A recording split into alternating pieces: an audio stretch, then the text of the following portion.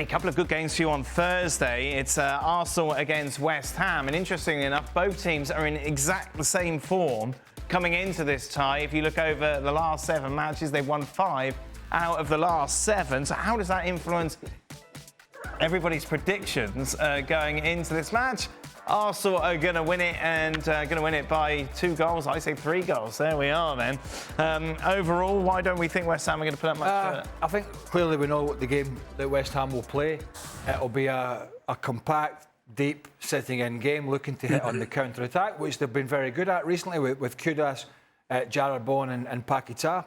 However, you know, hitting the likes of Man United on the counter and hitting Arsenal is 2 different scenarios.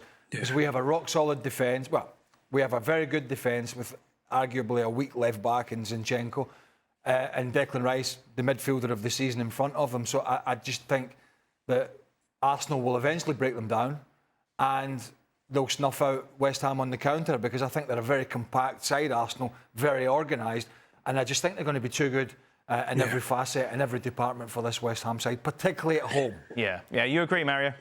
Yeah, this, look, derbies are always special. But I think, like Greg said, I think Arsenal got too much. I think this season, it comes down to, we always talk about them and saying, like, they need that little, maneuver in themselves, in the sense of, like, that fighting spirit. And I highlighted it in the beginning of the show when I said, like, when Rice went there, I thought that was a missing link. And for them to now face West Ham, I think they are a couple of steps ahead of them. For them to even be able to, I think they will give them the toughness in the beginning, because Moyes has always sets his team up, I don't want to lose, but away from that, eventually it will come out, and we saw it even tonight with some certain teams, but eventually they're going to come out, and Arsenal is a step too far for them in the sense of breaking them down. Let's talk about your former club, shall we then, Kasey? Tottenham in action against Brighton. Our Tottenham-loving producer wanted to start off with taking a look at all the injuries that they have. Get the violin out. Romero, of course, the latest to join that list, is out for at least a month. I'm surprised that wasn't the first thing that popped up in the show when it just started the show. Spurs' injury. Not even an intro about who's on the show, just the injuries.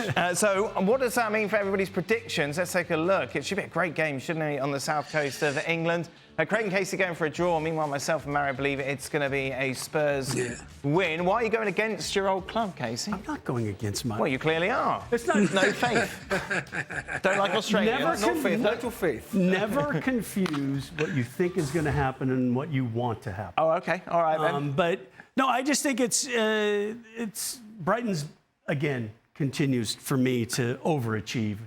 And at home, Spurs have come out of their little funk with a couple good victories, albeit got pushed a little harder against Everton than maybe they should have.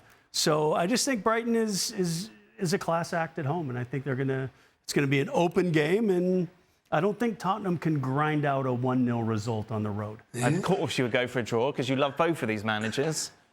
Well, my explanation for my 2-2 prediction is slightly simpler than Kasey's. I'll tell you why. Because producer Mike, the Tottenham loving fan, rang me for a prediction. So to avert a long and odious, boring conversation about this game and the injuries, I went 2-2 and put the phone down. Right, that was it. That was it. Got him off the phone. Job done. Right. And that's about it, really. Mario, why do you think Spurs are going to do it?